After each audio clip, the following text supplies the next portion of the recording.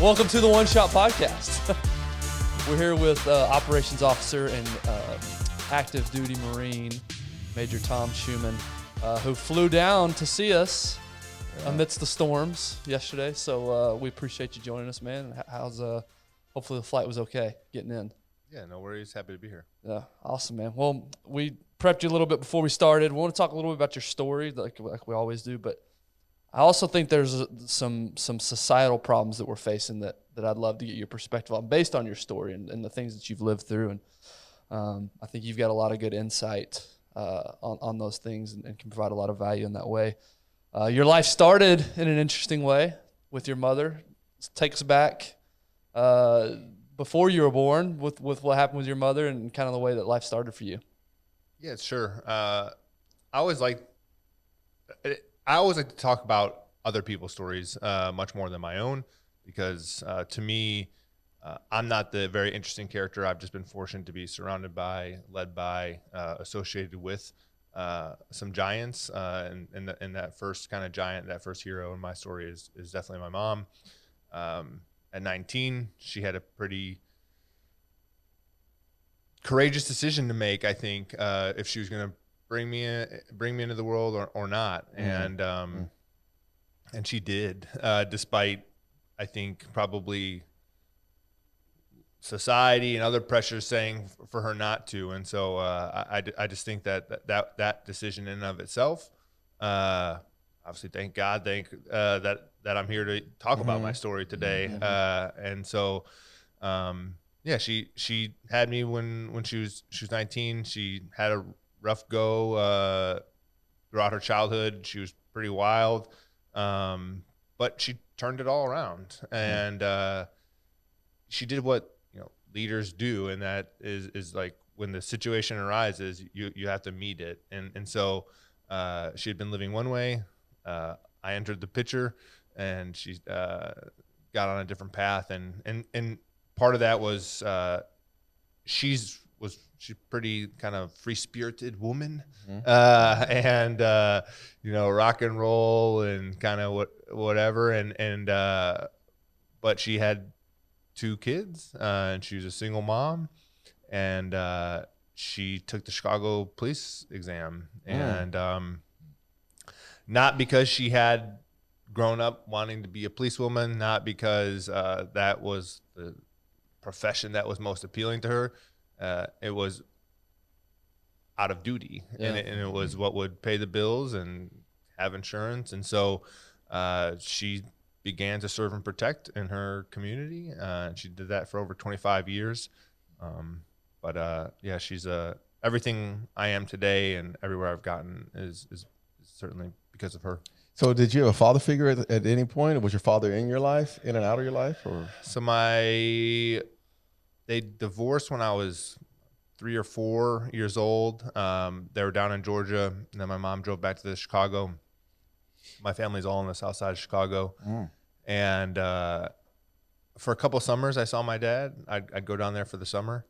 And then I think when I was 7 or 8, he went to prison until the end of junior high, till about 8th grade. So for about 8 years, he was in prison. And at the time, I did have father figures. I had a best friend, Mike, and then I had another best friend, Mike, and both of their dads kind of took me under their wings. Like would take me to the father-son banquets or events or whatever. And I always, I think I wrote about it in the book. One of my highlights of my childhood was I went to this father-son banquet with Mr. Dillenbeck.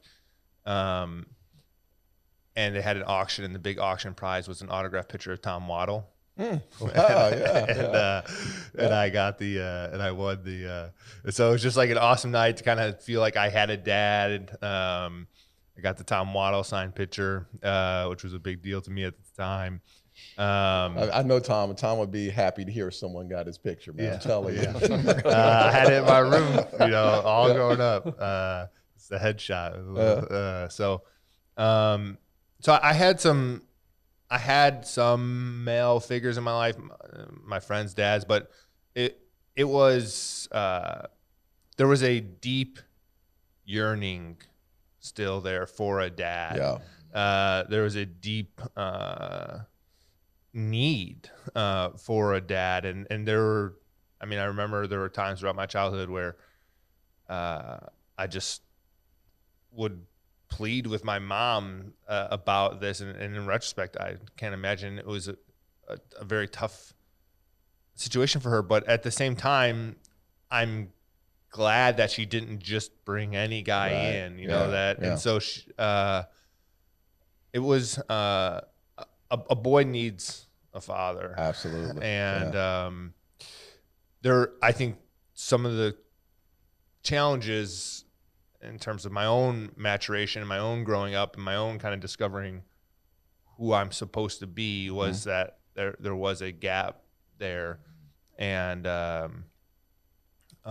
but I've and then some of the men that came into my life as father figures, there was like some betrayals, and so there was a series of kind of challenges there, and now I'm 36, and as a father, I think I am now starting to understand what it does mean to be a man and how to, but it was delayed, it was stunted, and I think part of that was like my mom taught me how to throw a football, you know, she played catch with me, but she wasn't my dad. Right. And she did her best though. And yeah, similarly, going through the same situation. My mother raised me and didn't have a father figure. So my entire life, I had always been attracted to strong men that could, you know, whether it be a coach or a teacher, it was always kind of like, okay, I want that in my life. And it did. I think similar to you, you know, I didn't really become a man until later on. Even after having kids, there were some things I didn't learn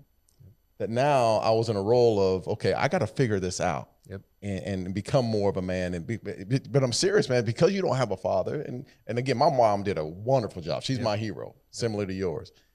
But there are certain aspects in life that you need that father that's either going to come down on you, encourage you, as a male figure that can really help you grow as a person. Yeah, can y'all expand on that, Tom? Start with you, because I grew up father and mother in the house, thankfully. I was very fortunate in that. Your mother was an amazing woman, Darren. You said the same thing and did so much for both of you. Can you explain from your perspective why a man is so valuable and so important, especially for a young boy, why that's so critical? Even if your mom is amazing and does all these things for you, why is a man so important for a young child? I think men can teach you about accountability and ownership. And I don't want to go too down that the Jocko rabbit hole there, but there is something that protecting, providing. You know, these are not. My mom provided and she protected me, but it is not, I think, as inherent or natural as the design, or designed that way. And I think like there was a significant lack of accountability when you don't have that father figure to kind of discipline and guide you and shape you and then show you. Like you have to see it. You have to see the example. And so like you're saying, as a dad, I'm still, I think, of course, every dad has to learn some things about being a dad. Sure. Okay. So like, of course, there's some discovery and experiential learning kind of as you go through, but without having seen that in the home, I think you really do have to kind of figure out what is your role. And I'm now kind of stepping into and embracing this idea of protector, provider, and but I didn't necessarily see that. I agree. Like I had a father figure in my life early on. My best friend's father, Willie Tucker. When I was a kid, there's like certain things a dad can teach, like the toughness part of it. And the toughness was, I had a problem at school. Willie told me, I was at Willie's Keith's house, and Mr. Tucker told me, hey, I want you to walk into the class tomorrow, and I want you to hit this kid right in the nose. Just right in the nose, hard as you can. And my mom would never have told me that, right? But Willie was like, hey, there was a tough side. But then he also taught me the vulnerable side, being vulnerable. And that's one of the things that I had a problem with, is that as a father, there are times when you have a close-knit family when you see vulnerability in your own father in your own house, that applies to you later on. I didn't see a lot of that vulnerability. So when I started off with kids, I was always tough. And our kids need to see us. And I had to learn that in time, that if they can see me that way, they can understand that, there's going to be times where I'm going to have these days where I'm just wide open and I'm emotional about things. And that's okay. Yeah. That is okay. And that's what I think it, the team aspect of parenting, and I mentioned design, right? I think, and I'm not saying this is across the board, but I think inherently women and mothers can teach certain things that fathers can't, right? And then fathers can teach things differently. When a mother is forced to teach toughness, to teach nurturing, also to teach, being, in touch with like your emotional side, but then also teaching, that's a lot to ask. And that's why there's the team aspect. It's a divide and conquer. It is, right? And that's why, whether it's a single mother or a single father, that's asking a lot on a parent to teach a young life all of these things. When a father, like you said, is teaching protecting, toughness, accountability, duty, all of those things, where a mother is nurturing, empathy. I mean, there's certain things, and I don't want to. If y'all want to send some comments about, hey, you're stereotyping genders. No, I am, because you know what? Like, that's how God designed us to be. Like, that is there are certain things that each sex is better at. Right. And that's how I feel like as a society, we can raise complete human beings. Yeah. Both boys and girls. So let me ask you this, in saying that, did you ever struggle with relationships when, they say high school, college, or whatnot? Did you struggle within relationships because and you could apply it to the fact that you didn't have a father teaching you the little things? I think there was one significant kind of trust issues. I think is part of it, that I'm very, very reserved, unwilling to kind of get hurt, and so to the point that I will limit my own experiences, my relationships, because I won't be vulnerable, right? And so that's not a good way. While you get hurt less, it's not a very full way to live. And the better way to live is to be open to those, because you get to experience the full range of emotion. And so you can protect and insulate yourself from the world and from people, but you're really limiting the scope of your experiences. And so you may have, your lows might be reduced, but your highs are also reduced, and you just really, and so that's been definitely an issue, just the overall kind of trust. And then when you feel like you've been abandoned, or like that you weren't enough for someone to love you, or to stick around, or you'll seek validation, right, in unhealthy ways, and for. I sought validation through relationships, through others, in ways that weren't good. That's right. Yeah. Can you take us back to Chicago growing up? You said you had a sibling, right? Yep. Brother or sister? Sister. Older sister. Or younger? Younger sister. Younger sister. Okay. So single mother, and in a profession that it's not 9 to 5, right? At odd hours. Yep. So what was that like, having a younger sibling?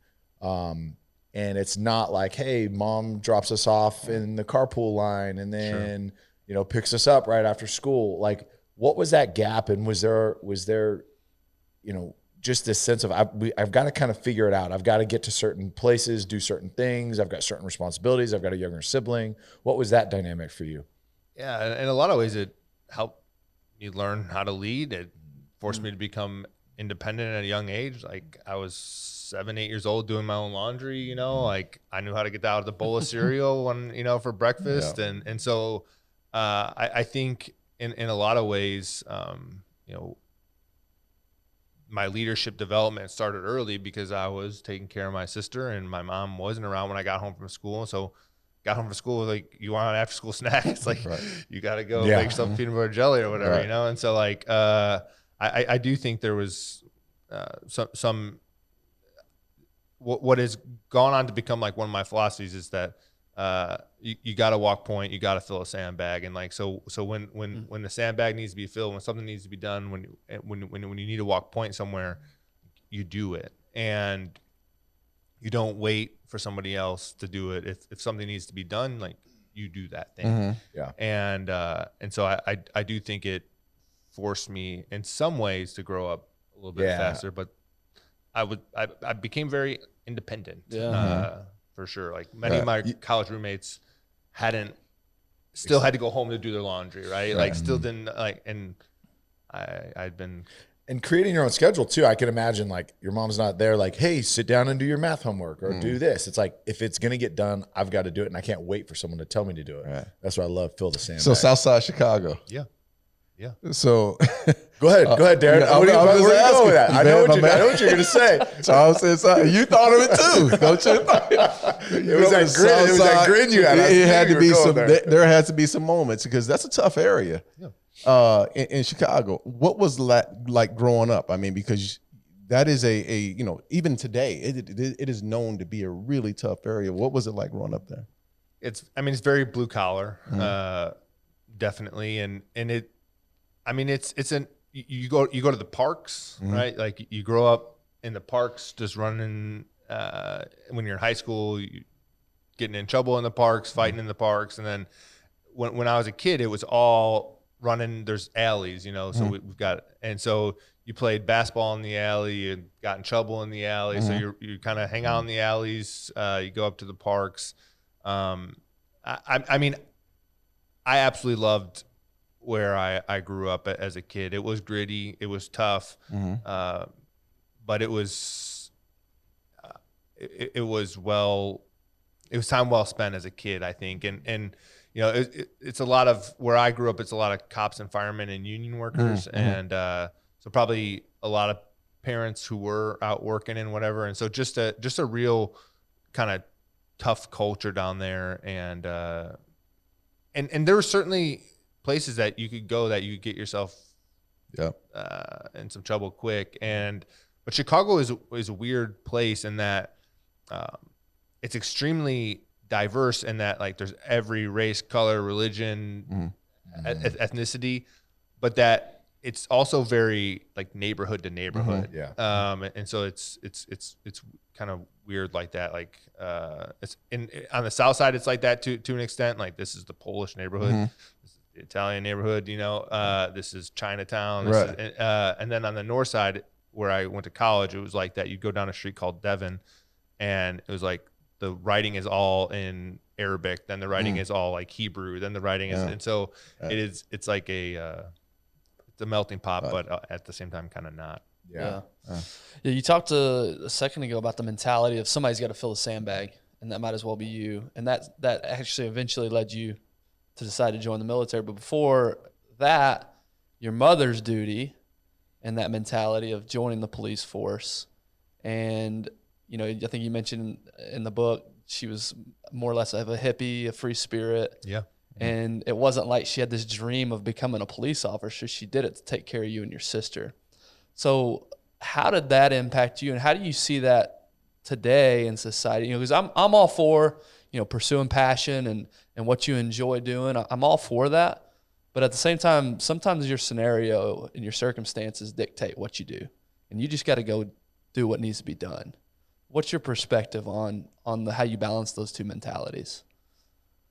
It depends on, when you have children, your first and foremost duty is to provide for them. And so my mom set that example. And again, that was not her passion to become a police officer. I don't know, like probably working at like an animal rescue shelter probably would have been like her passion or something. I don't know, like saving dogs or kittens. I don't know, but not being a Chicago cop. But again, there's a duty aspect of being a cop in that like you have a duty to your community, to serve and protect, but then really her duty, the impetus of her duty was to provide for her children.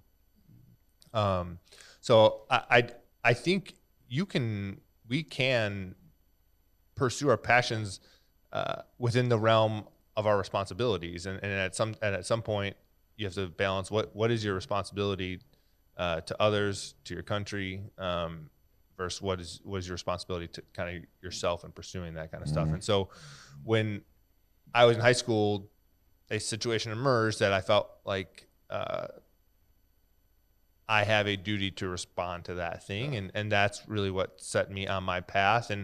And I think subconsciously my mom probably modeled that, and so I think I was influenced first and foremost to serve, even though she gave me 2 rules. She said, you can't join the service and don't get a motorcycle. And I was like the good kid. Like I was not rebellious in high school. I always kind of listened. I don't know I believe you on that. Yeah. He's like, by the way, I also have a motorcycle right now. I'm in the military and I have had a motorcycle. Yeah, so you'll see there's a couple screws right here that from when I rode my motorcycle and crashed it. And so like my sister was that free spirit, kind of like my mom, and then was off doing her own thing, and I was kind of pretty straight and narrow. But I joined the military and I got 2 motorcycles and crashed them both. So my riding days are over. But so my mom will always say like I'm the bigger rebel of the 2, even though my sister definitely is off to a different drum, marches to a different drum beat. But I think that call to service was first modeled by my mom, and then when what I felt like was my duty when that moment came, I acknowledged it, and I think I was certainly influenced. So, so you're 36. So, assuming you're like what, freshman year in high school, 9/11 happened. Sophomore, yeah. Sophomore, okay. So, yeah, I guess I'm 37. I count myself 38 almost. But so was it that point right there where you're like, "This is my duty. I need to go serve the country," and you made the decision, whether then or because of that? Yeah, I had no inclinations of service prior to that day. Yeah. I had not grown up watching war movies. I did not grow up with the Marine poster on my wall. I did have a Thurman Thomas, unfortunately. Yeah, sorry about that. He owes me 2. I owe him 2 rings. So. Yeah. Oh, That's all good. Yeah, what was your opinion of the Dallas Cowboys at this time? When you're 8 years old and the running back shares your first name, like that's how you. Oh yeah, those are the kind of connections you make when you're 8. And so I did not. I just taught at the Naval Academy for a couple of years, and so many of these midshipmen are like incredible. Where they're like, I was 5 years old. I was at the Miramar Air Show and I saw a jet fly, and I knew I wanted to be a Marine jet pilot. I'm like, at 5 years old, I was picking my boogers, watching Ninja Turtles. Like, yeah, that sounds good. How did you like? A lot of these kids are like incredible, and so like I was not that kid growing up. I didn't know what I wanted to do, but I wasn't the military. And then at the conclusion of that day, it was like the age of innocence. Like you didn't know that there were bad people in the world, or at least I didn't, that wanted to do our country harm. But I said, apparently there are. And who are the people that are keeping us safe from these guys? And who are the people that are preserving our freedoms? And so it was the first, and I didn't have a family history of military service, and I didn't know. And so it was the first time that it dawned on me, like, hey, there's men and women out there holding the line somewhere. And I'm living a pretty good life here. And today demonstrated that it's not guaranteed. Yeah. So why don't you do that? Why don't you help preserve that thing? And so that was, by the end of the day, I said, I don't know what I'm going to do, but I will do something about that. And that was my first step in my call to service. Yeah. So you end up becoming a really good student throughout this time. End up going to Loyola Chicago University. And didn't quite know how you're going to pay for it. Nope. Which led you to the ROTC. Yep. Tell us about that and that transition and what led you to do that. Yeah, I'm the first person to go to college in my family. Like, had no idea how college worked. Trying to figure it out on AOL, dial up, in my basement. Yes. And so I applied to a couple places, got in Loyola. It was nice because it was on the other side of the city, but still kind of close to home. And yeah, we had no money. And so then trying to figure out how I was going to pay for it, I knew I still wanted to serve, came across one of their scholarship sections and said, ROTC, full ride. I said, okay, that sounds like that would be good. And then sounds cool. And then it turns out like the applications were due like 6 months prior to that. So I went.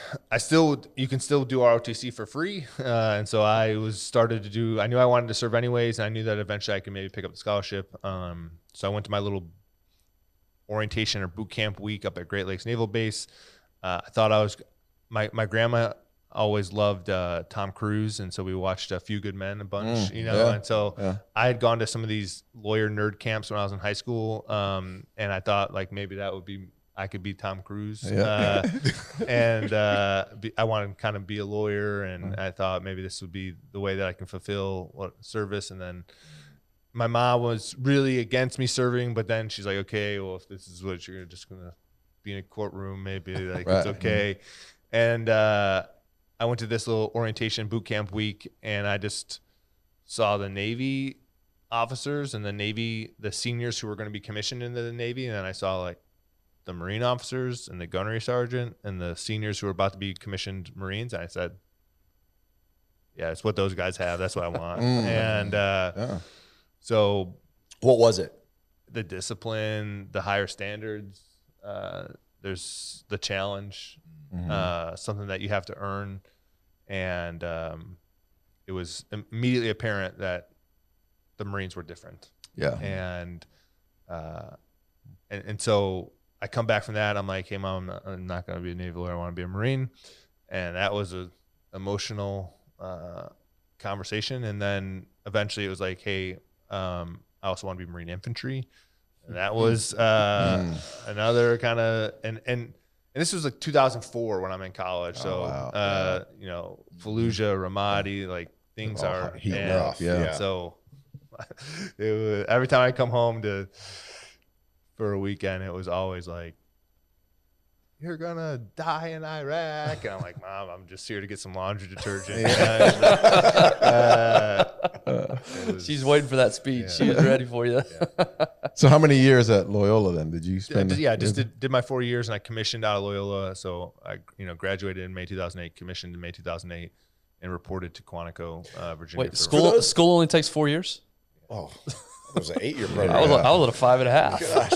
I want to take a quick break and thank our partners, Sleep Number, and highlight a couple things they're doing. Guys, these Sleep Number beds are unreal. The technology that they've created, the feedback that it gives you on your sleep. I've got the app opened up right here. They tell you things like your heart rate variability, your breathing rate, all these type metrics and feedback to give you so that you can improve your quality of sleep. They're all over the place. You can go and check yourself out, a Sleep Number store, wherever you live. Go to sleepnumber.com as well. They've got great resources on there. We just talked about this not too long ago. They have a whole blog section, all these articles, things that you can improve your health. Sleep Number is definitely changing the game when it comes to bedding. So get yourself to Sleep Number, get yourself to sleepnumber.com, and check them out. Now back to the episode.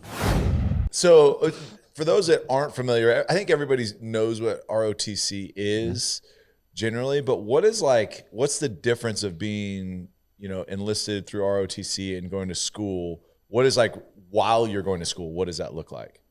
So there's a difference between being enlisted and being commissioned.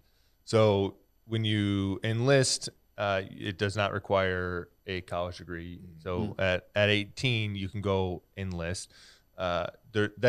Or you can become a commissioned officer. And to become a commissioned officer, there's a few different commissioning sources. The academies, for example, West Point Naval Academy. There's the Reserve Officer Training Corps, which is essentially while you're in college, you kind of play little military guy on the weekend, during your summers. You got to go to a little drill every now and then, but you're mostly a student. And so ROTC to me is a really great deal because you're going to school for free. There's minimal requirements in terms of like your military aspects. And then you commission at the end of it. And then, or if right now, if you just, as a college graduate, if you went to your local officer recruiter and said, you'd have to go to officer candidate school. And if you pass that, you'd be commissioned. So there's a couple different ways to commission. There's or enlist. And I think that's, and that route allows you, when you are commissioned, to enter in with a higher rank, correct? So as opposed to being if you enlisted, you'd be a private, then PFC, lance corporal, and when you commission, you start as a second lieutenant. Yeah. Oh, yeah. Okay. All right. So you go through college. You graduate. What did you get your degree in? 2000. I double majored again. This is the part of like not having anybody kind of guiding or steering me. So I was getting a communications degree, and like I had thought, like I never worried about what I was going to do because I knew I had work, I had employment on the back end. But at some point I was like, what do you do with a communications degree? And I was like, everything. It's the greatest degree on the planet. Yeah, Darren, what do you do with a communications degree? Like I know. That's the football degree. It's communications or family studies. African-American studies. Yeah, there we go. And I had a political science minor, and I was like, well, no one cares about this minor. So I decided to get 2 degrees. So I double majored in like generally like 2 not very valuable majors. And so I thought like maybe if I double major in these things, if you add them together, it'll I had no idea what So I was a few doing. good men were out the door. That was out then, huh? Doesn't Loyola have a good legal program though? I think I don't know what their law school is ranked or not. I think the University of Chicago has a really strong law school. University of Chicago is a great school. Yeah. I don't know I will say. I was not a great student at Loyola. I really my mom was like ran a very disciplined home, you know, and so I didn't drink in high school really. I didn't like smoke. I didn't do any, and then it was like my first night at a college was my first night of college. Like I'd never still like campus. Even when I was a senior in high school, like I couldn't like sleep over anywhere. I couldn't go anywhere. Wow. So to be home at before midnight and I lost my mind. Yeah, I got there and I was like, you got buck wild when you first got there. That's fine. I mean, I get it. He was streaking night one. See, Ben can relate to that because it's kind of same deal. And then he got to Abilene Christian and he actually tried a Dr. Pepper. Yeah. No. Yeah. Diet. Was it diet? Diet Dr. Pepper. We don't go full Dr. Pepper. Oh my God. But no, I was the same way. It was like I was that kid growing up. I was, I never drank. I never did anything wrong. I lived up to that like standard, right? That was kind of set. And then I got to college and it was like, what? I can do whatever I want. Yeah. No, I literally waited till my 21st birthday to drink alcohol. I never drank alcohol till my 21st. That's how straight and narrow I was. And if you ever had a drink of whiskey with him, you'd understand why he doesn't drink. Oh yeah, I've retired for sure. I feel like a heathen then, man. Freshman in high school, just going hard. I was your freshman year in college. Yeah. My freshman year in high school, just 13 going. It was all my friends in high school were stoners and like. And I would nurse 1 beer over the course of the night because otherwise people are kind of in high school. Like I come home, my mom and be like, Thomas, come here, let me smell your breath. You had a beer. I'm like, are you been drinking? I'm like, drinking would make it sound like I had like multiple beers. Yeah. Like I held 1 Busch Light all night, Mom. So that like, and she's like, you're not allowed to drink. You're grounded 2 weeks. No AOL, no man. AIM, no. I'm like, oh, take away the AIM, dude. Yeah. That is everything. Dude, not the AIM. No. So that was that's. What was your screen name on AIM, by the way? It was about like Dave Matthews Band. Nice. Was like big guy. Do you remember yours? Dave Matthews Band.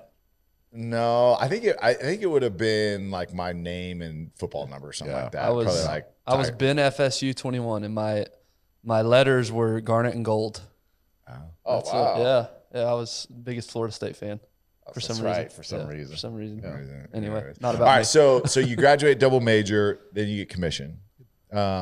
Just walk us through like the full-time commitment into the Marines. Sure. So commission, I owe the Marine Corps 4 years. The Marine Corps has a thing called the Basic School, or TBS. It's down in Quantico, Virginia.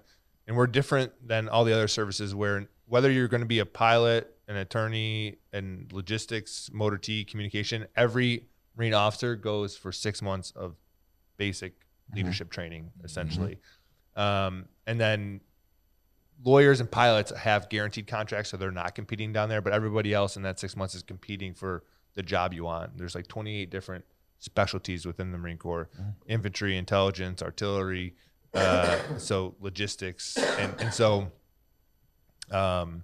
it was that same thing where I didn't really know what I wanted to do, but after the first time we went out to the field, all these people who like kind of talked a big game were like, I don't want to be infantry anymore. They all said, oh, I want to be infantry. And then it was a cold couple nights. And they said, yeah, actually check it out. Logistics sounds good. And so I said, well, and this is what attracted me to the Marine Corps in the first place, was like the challenge. And I said, okay, if you guys don't want that challenge, I do want that challenge. And so that's when I decided I want to be infantry officer, graduate the basic school, go to infantry officer training. And that's where I really, for the first time, understood that I was in the right profession, that I did in fact have a calling. Like 9/11, there was a call to service, but it wasn't until I got to the infantry officers course that I understood that I have a warrior's heart, and that I am in fact in the right place, doing the right thing with the right people. And so that was at some point we're running through the woods, shooting machine guns and rockets and mortars and just aggressive. Every day we fight in that school. I mean, like we'll be in the middle of a class of like, say, grab your mouthpieces, go outside, and you just all start beating the crap out of each other. And I was like, this is my shit. Like, this is, and Southside. Start throwing up gang signs as you're about to hit people. And so it was out there in the Quantico woods that I finally said, like, I think God had a calling for me, and it was an assumption. Like, I thought it was this warrior thing, and then finally I felt like, yes, this is. And then combat ultimately is the greatest validator of that, if it is your right profession or not. Just like, but that would come. So after infantry school, I got orders out to Camp Pendleton, 3rd Battalion, 5th Marines, and I was a platoon commander, meaning I had 40 Marines to lead, and an infantry battalion, and we ended up going to Afghanistan. At what age was that you had 40 men to lead? 22. Yeah. 22. At 22. What was that like, having to lead that many men at 22 years old? Yeah, that's like, again, having taught at the Naval Academy for a couple of years, everybody wants to know what's the secret to like leadership, or what's the little formula, or what's the hack. Everybody's like hacks these days. Is there a leadership hack? I'll tell you, like, the Marine Corps takes 9 months to train you before you step in front of those Marines. And I think that front end investment where they teach you tactically and technically. And so when you step in front of those Marines, you don't know it all. You're not the number one expert in that platoon. But I felt, of course, there's some like imposter syndrome, some insecurity, some butterfly, some nervousness. I'm not saying like I wasn't a little bit nervous, that I wasn't a little bit unsure, but I knew how to be an infantryman, and I'm a leader. And so I think from day one, it's not on the job training. Day one, you have to be prepared to lead those men and potentially lead them in combat. And so I don't know. I took those 40 Marines and got right after it, started attacking, and it was such an awesome job, because you're responsible for 40 guys, and it's like, what are you going to do today? Throw grenades. What are you going to do tomorrow? Shoot rockets. Like, what are we going to do on Friday? Shoot machine guns, 50 cals. Like, and I'm living in San Clemente, driving along the Pacific Coast Highway every day. and I get to go in and just do violent stuff with some violent dudes, and it was an awesome, like, that 1 year leading up to the deployment. It was a fun time. Was it a heavy burden though? I mean, having that, you're 22. I'm sure some of those those Marines that are underneath you are older than you. Yeah. Wasn't that a heavy burden? The burden of command is kind of the phrase that we use, and it is an immediate responsibility, and one that I grew to increasingly appreciate under fire. But it is it's in my profession, the consequences are life and death. And at 22 years old, to be issued 40 of America's sons, 40 brothers, 40, some of them being dads already, and a mom is saying, "Here is my son. I'm trusting you to lead him well, to develop him, to prepare him to fight in this, no kidding, life or death contest." And so there's a gravity unique to this profession in that there are no do-overs. There's not Call of Duty. You don't respawn. And that the potential of that human life, if it expires under your watch, it's gone forever. And so there is an incredible responsibility that you assume the moment you take command of something in this profession. So before we go to your deployment, I want to kind of go back, and just recently in the media, there's been criticism about training tactics in the military, and specifically like using tear gas, and subjecting,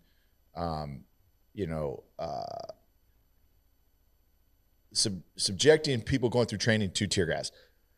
I want to dig into this because I obviously don't wish pain or anything upon anybody, but it's one of those things for me that is so just like frustrating about society in why you're doing certain things. And you brought up, hey, we're going outside and we're fighting, and we're building calluses, we're building toughness, we're training, we're doing all these things, right? But like, and you can defer and we can skip off of this if you don't want to, but talking about like subjecting, in basic training or officer training or whatever specific training to elements that you are likely or going to be subjected to in battle, and why it's necessary to push the limits during training, and the tactics that we've used to create the greatest military in history. But just, I don't know, maybe just your opinion, your thoughts on why you have to push within the training aspect so that when combat actually comes, prepared. Yeah, I think Thucydides said he is best who's trained in the severest of schools. So you can pay now or you can pay later. And there's there's another quote that says, "Let no man's ghost say if I'd only been better trained." And so you want to experience all those human factors, as many of the human factors as you can in training, because I think I had a world-class training. The Marine Corps provided me world-class training before I deployed.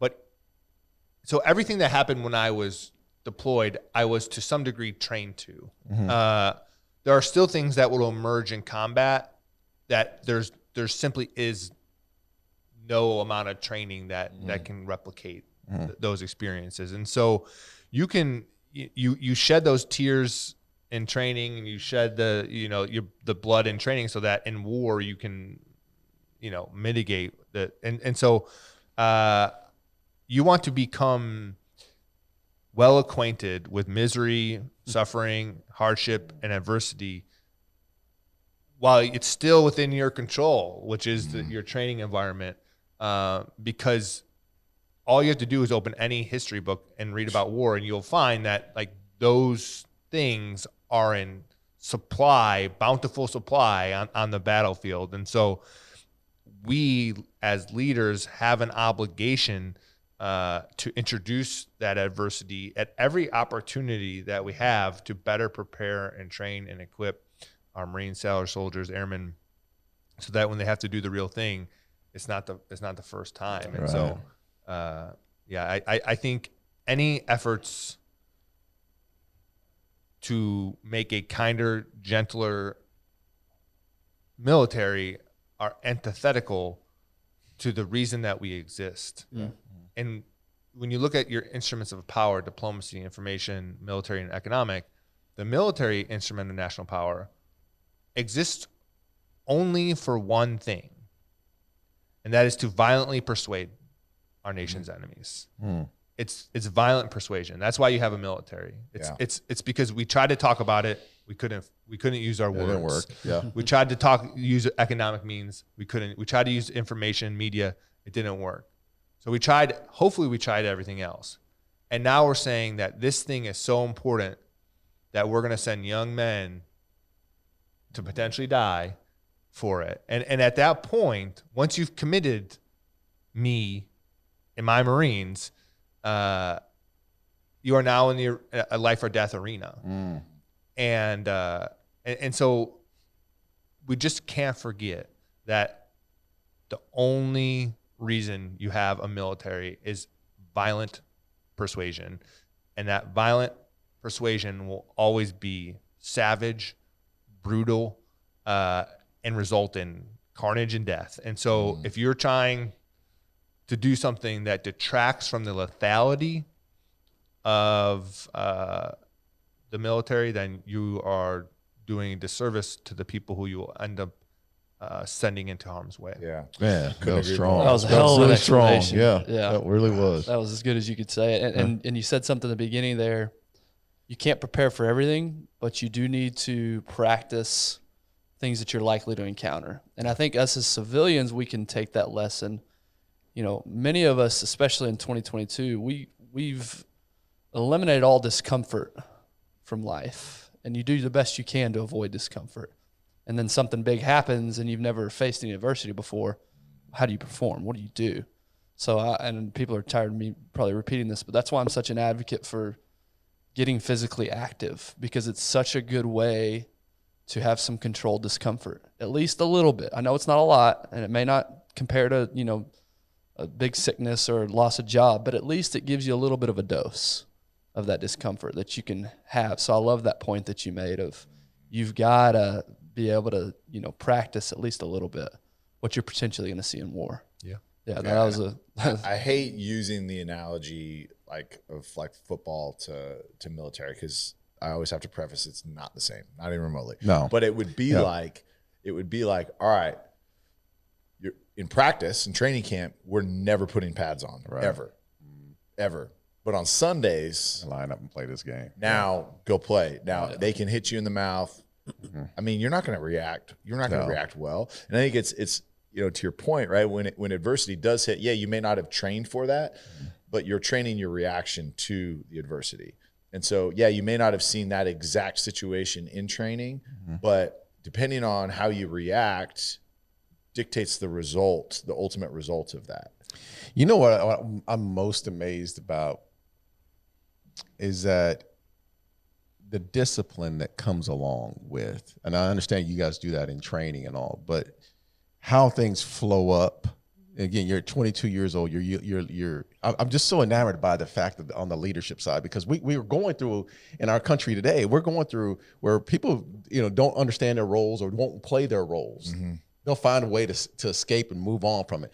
How you can keep men in a position of, hey, this is how it's going to flow. Here's your role through this process, and to keep them, you know, engaged in that aspect, even when the bullets are flying. How do you lead in that way? What is it that they're looking, these young men are looking to you and saying, hey, you know, what do we do next? You know, how do you engage in that and say, okay, this is, you know, you're staying the protocol? Yeah, you do it through deeds and through your example, and you do it by you never ask someone to do something that you wouldn't do yourself. And so you model and you show, and you don't, it's not too many words. You have to be a man of action. And so it's leading from the front. It's being the first one on the hike. It's being the first one up on the run of the hill. It's the first, and you know, you alluded to this idea is a common phrase that we have. It's like, what now, Lieutenant? And it really is. That really does happen. And I was in an ambush where we were caught out in the open, and the enemy had what we call grazing fire, which is about like knee-high cap machine gun fire. And so we were pinned down. There was no immediate fire solution that we can do to repel the enemy.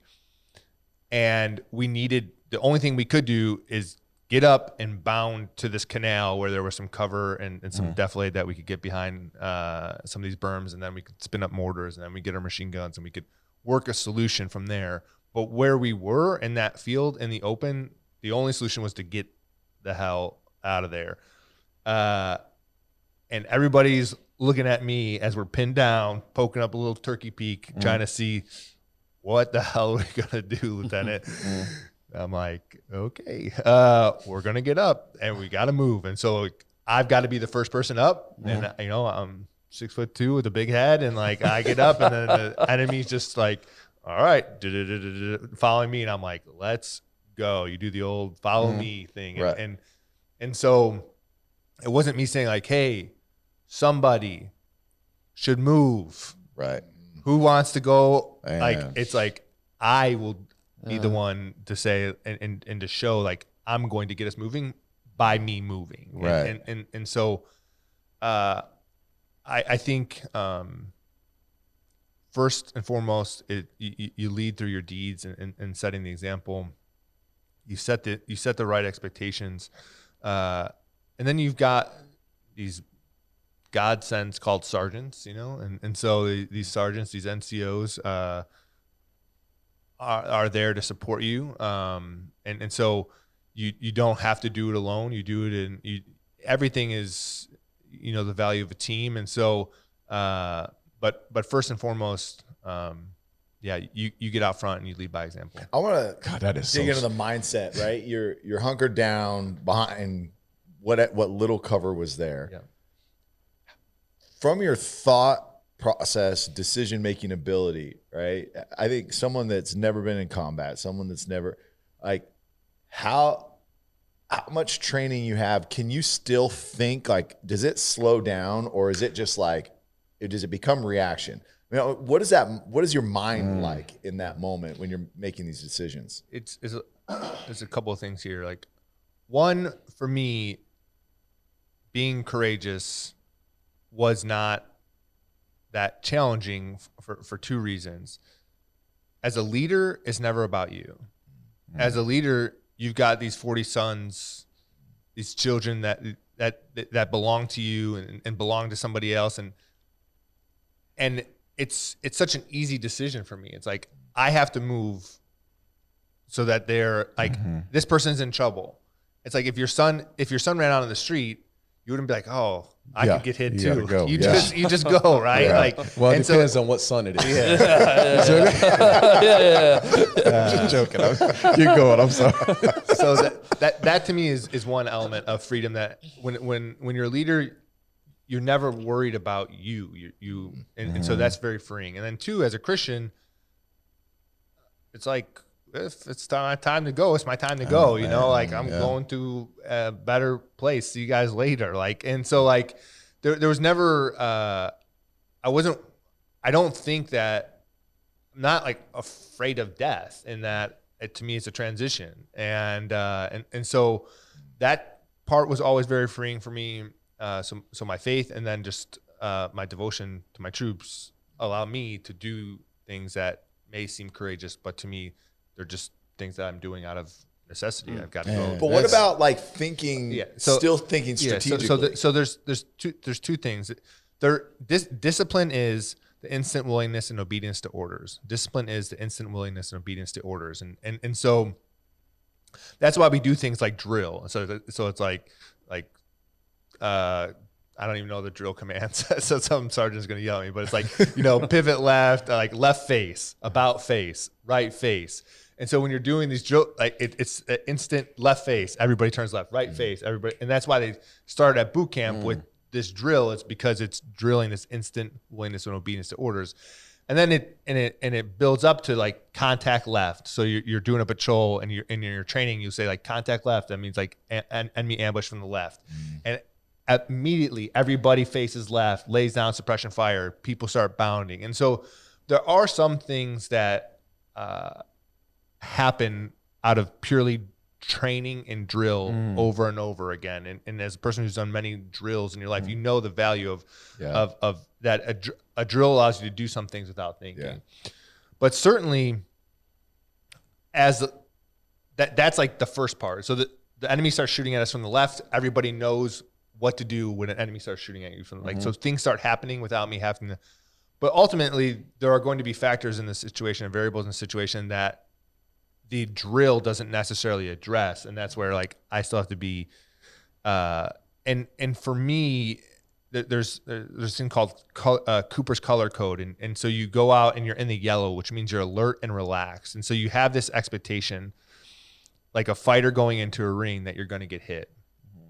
And so that way, when you recognize that I'm a fighter in the ring, when you get punched in the mouth, it doesn't have to be overwhelming. Yeah. It has to be like, well, of course somebody punched me in the mouth. I'm a fighter in the ring. And right, you don't become like a victim to that. You don't become internal.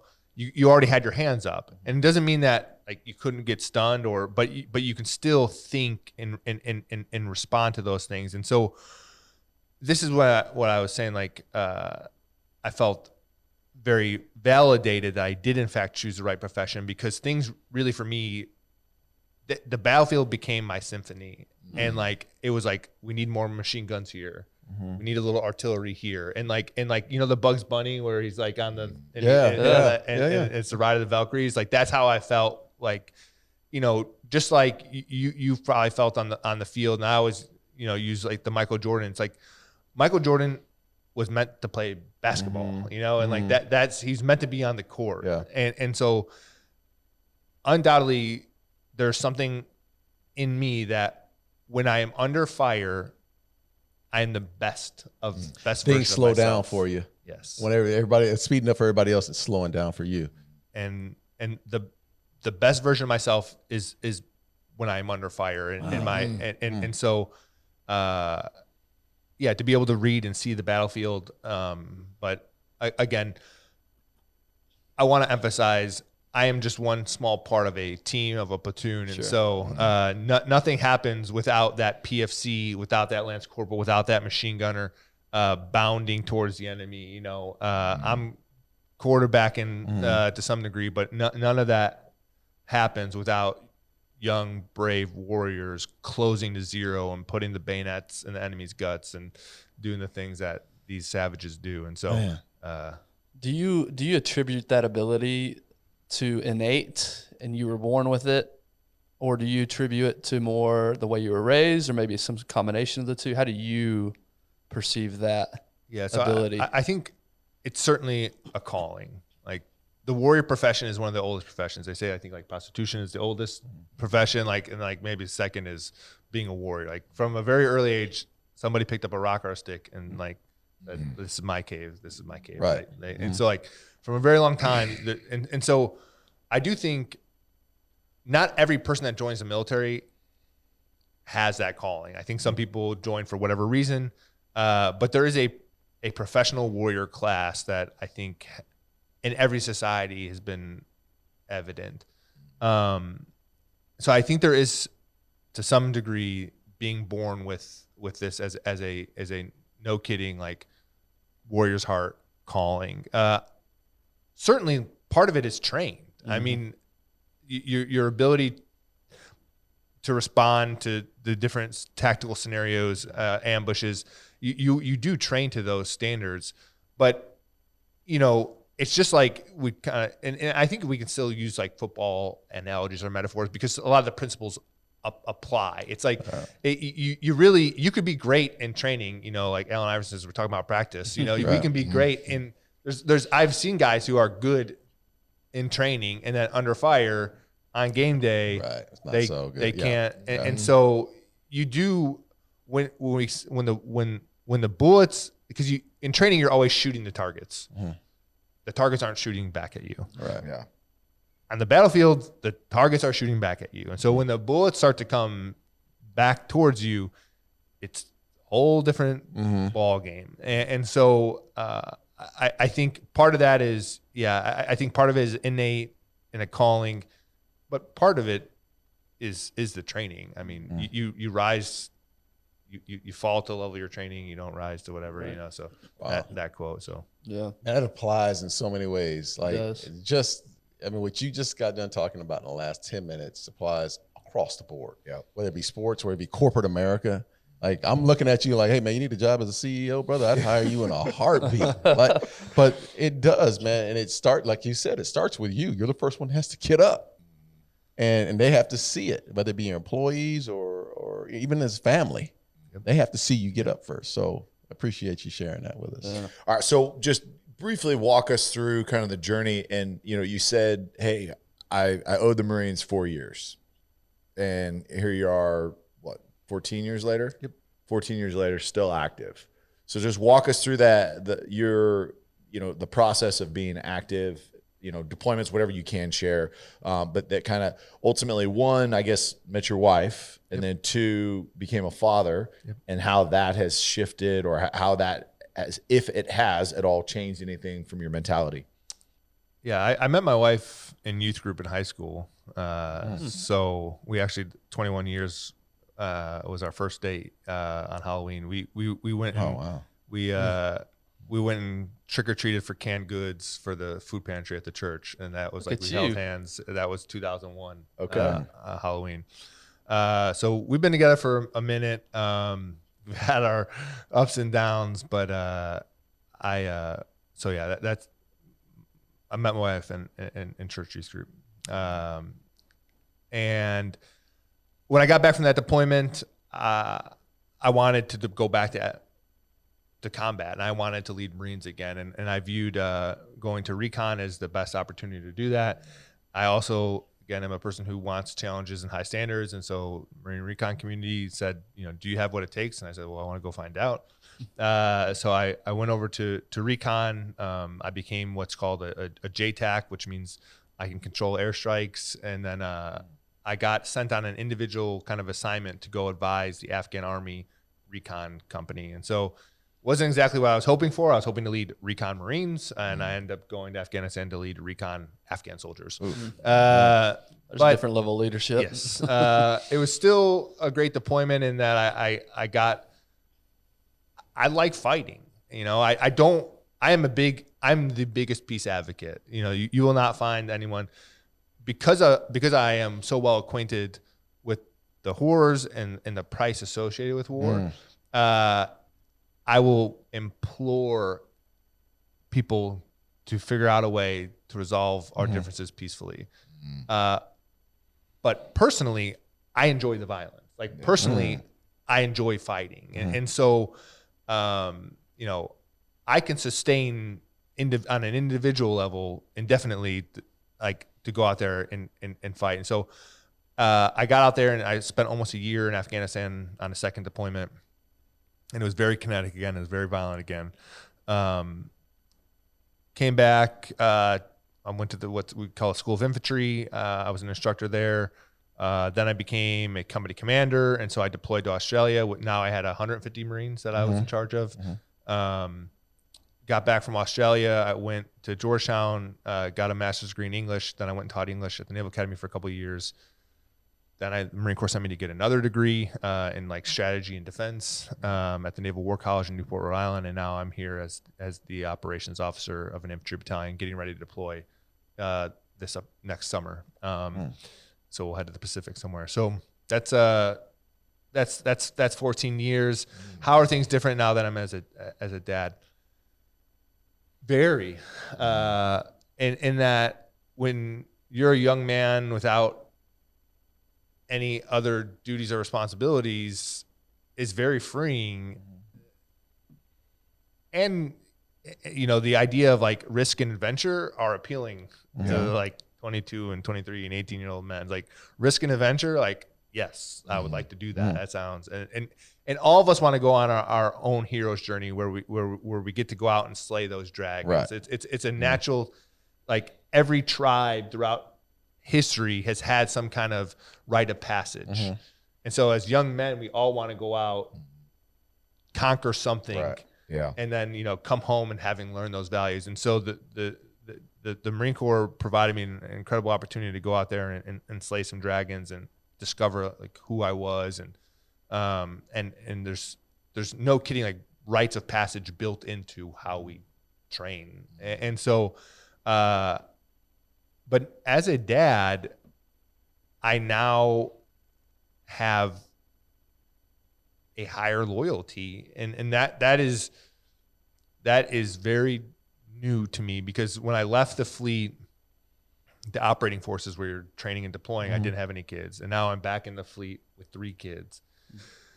And for the first time in my Marine Corps career, I value someone more than my own life, more than, and there is a somewhat of a tension there that where I would go to work and work forever with the boys and just get after it. It's because like, it doesn't matter. Like I got, and now every time I'm thinking like, what's different is that there's a whole new level of personal sacrifice. Yeah. Right.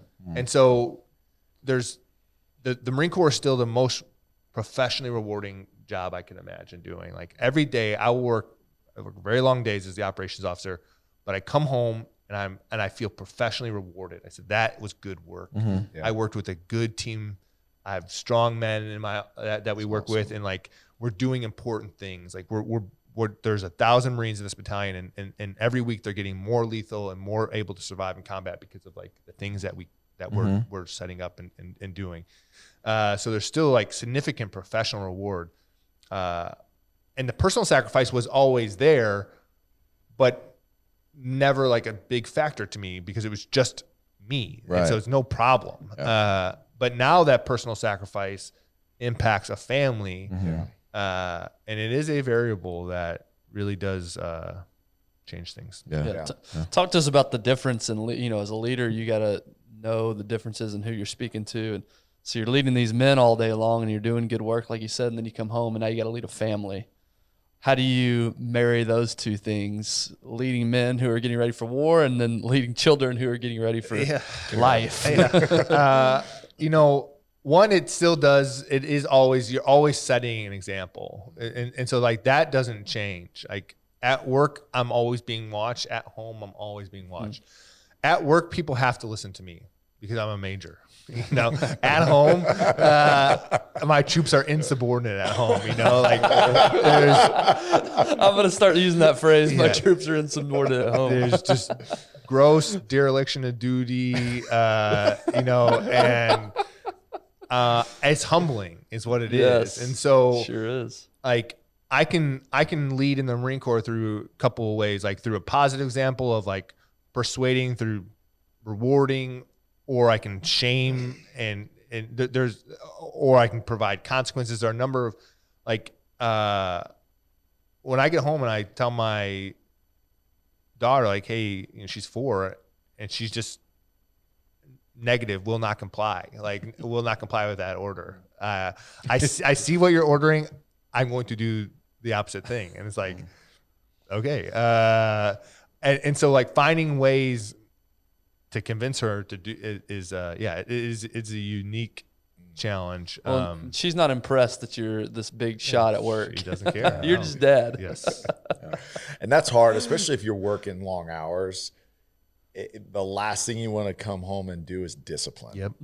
That's a great point. And that's hard. It's a great point. And I think that's, being a father, I mean, that's those lessons, right? That you're talking about that you learn is, all right, what do I want to do and what's necessary, and distinguishing between the two, because it's hard. It's really, last thing I want to do is like, mom is tired. And then now my real job starts when I get home with the kids. Yep. And then it's like, like you're being disrespectful. You know, you're not talking to your mother the way that you will talk to your mother.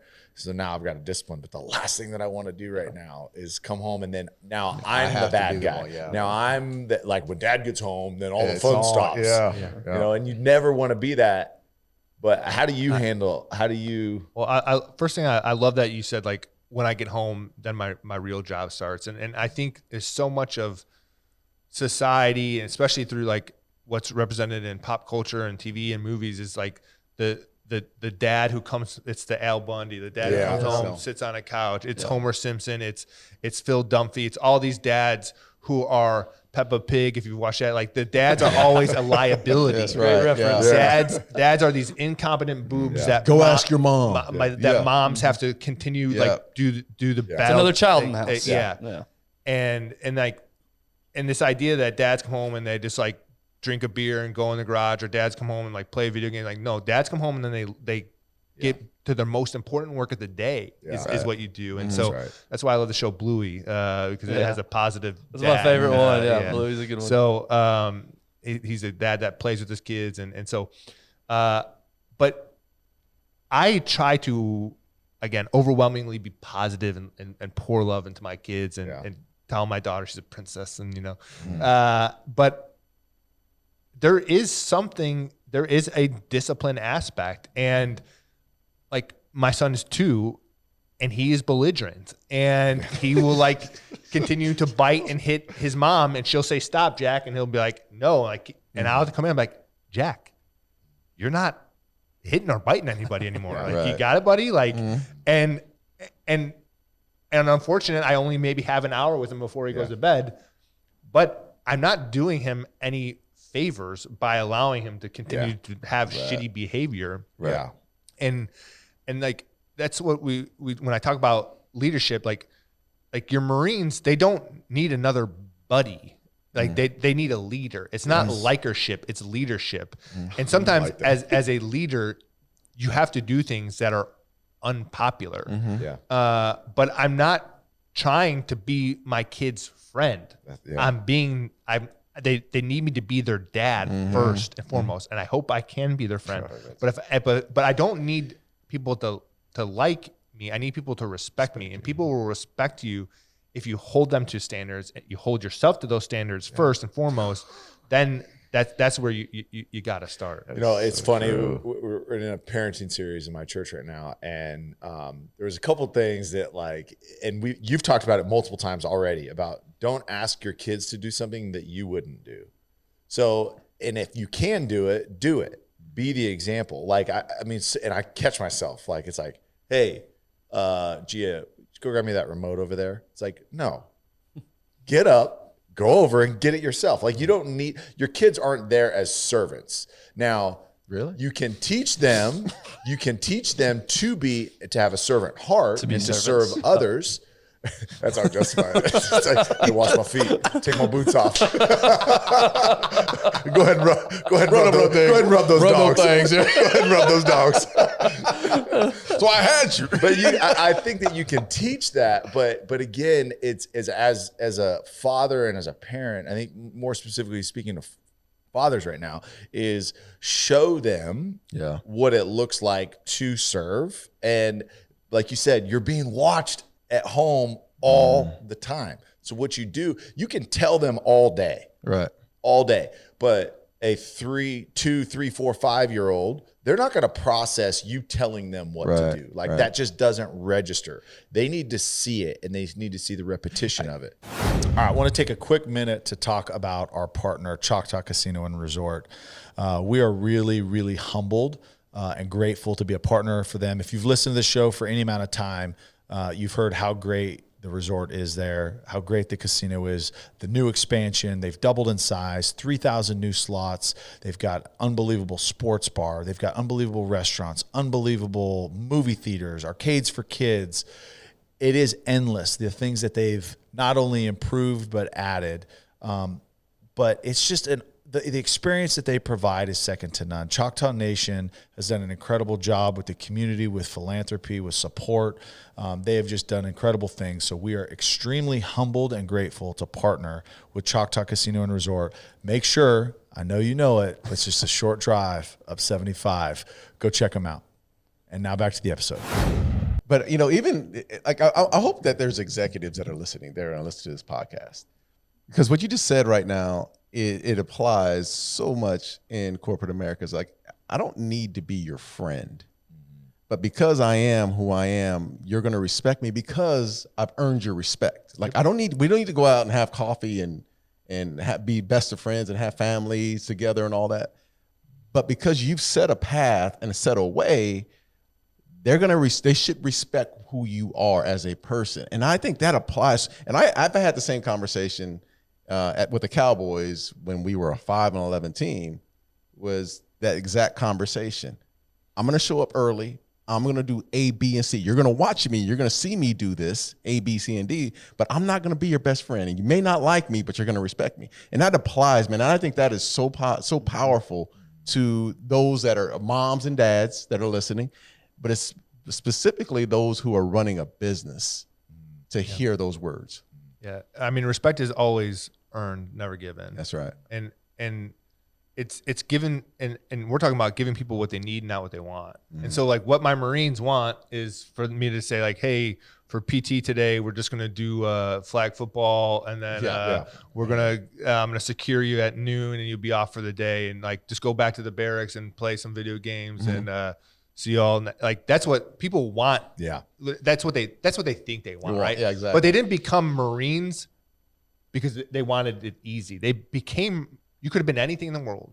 You want to be a United States Marine because you wanted to challenge. You said these guys. And so like, what do I owe you? What do you actually need? What you need is hard, realistic training because I'm taking you potentially to war. And so what you need is another repetition out there. What you need is to get out into that field and put that pack on. And that's, so I'm going to give you what you need and what you want. And so versus what you want, which may be unpleasant at times. And so the same thing at home, like what do my kids want? They want to just eat freaking candy all the time and just sit on the couch and watch TV. Like what they need is like to eat a freaking vegetable and to like get outside and play. And so, and to your point, as well as these basic aspects of like what will get you respect as a leader, we make leadership, again, like I kind of talked about at the beginning of the talk, is like, what is the hack? What's the leadership hack? What is the magic potion, the formula for?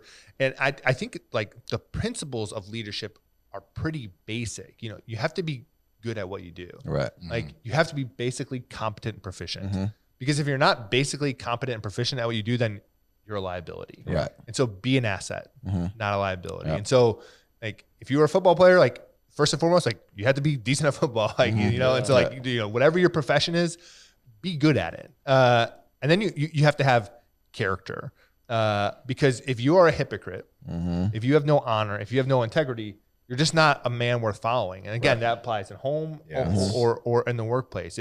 If you tell people, hey, here's the standard, here's what we do, and then you never model that thing or do that, and you violate that thing, you've lost.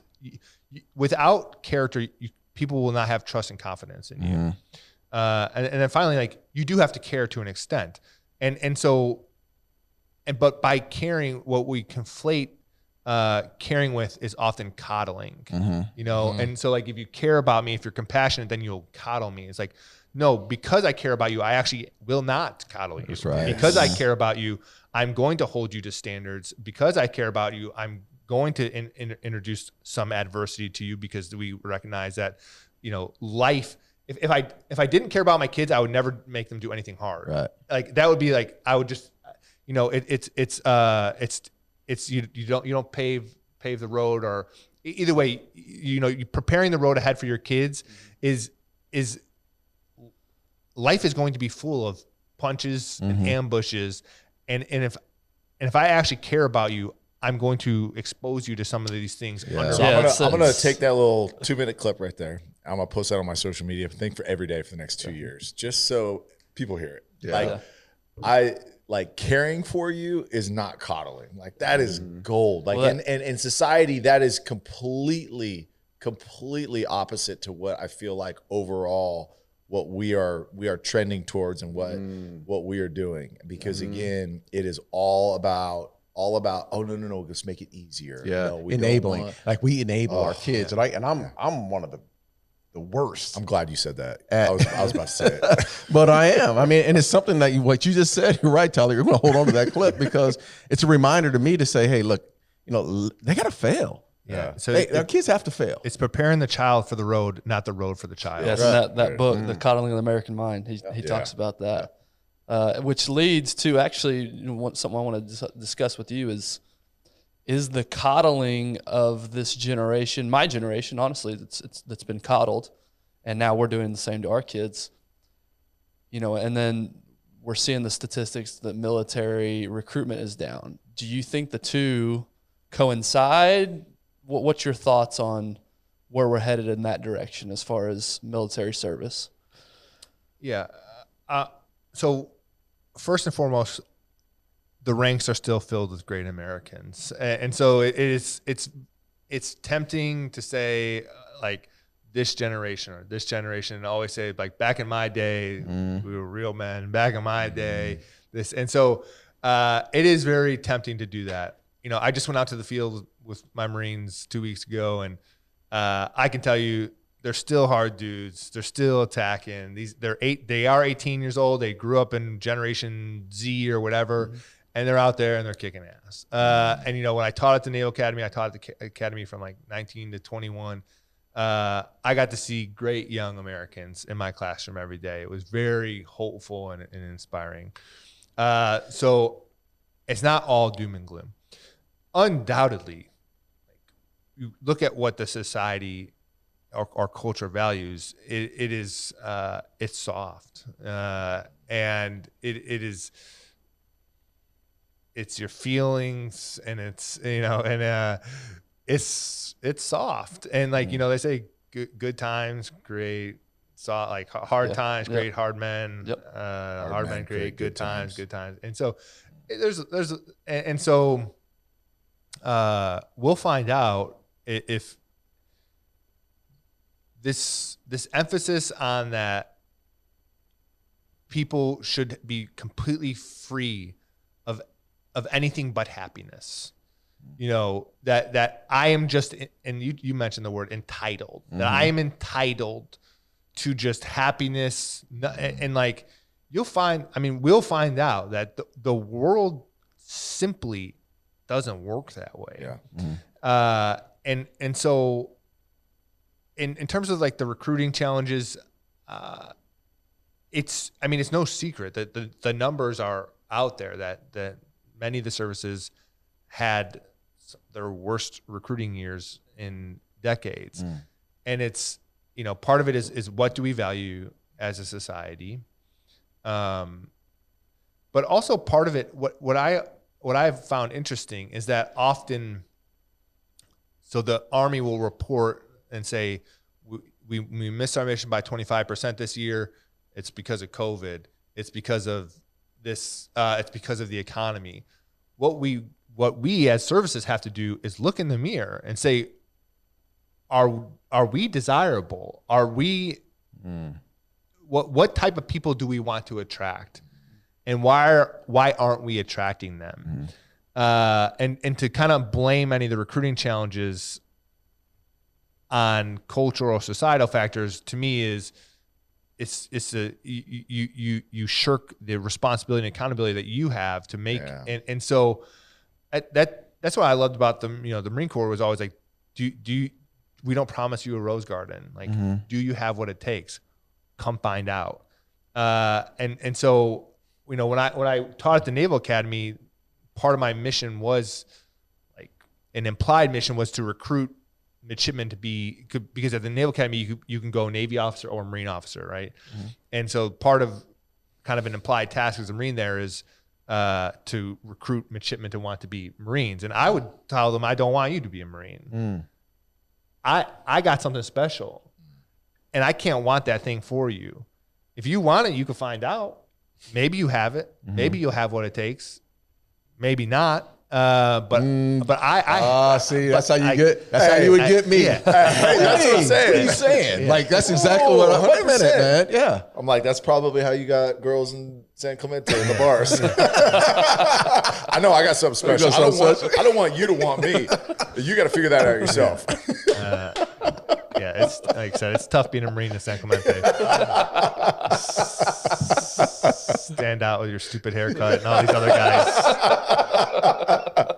got sand in their feet and long hair. And man. But so in terms of the recruiting issue,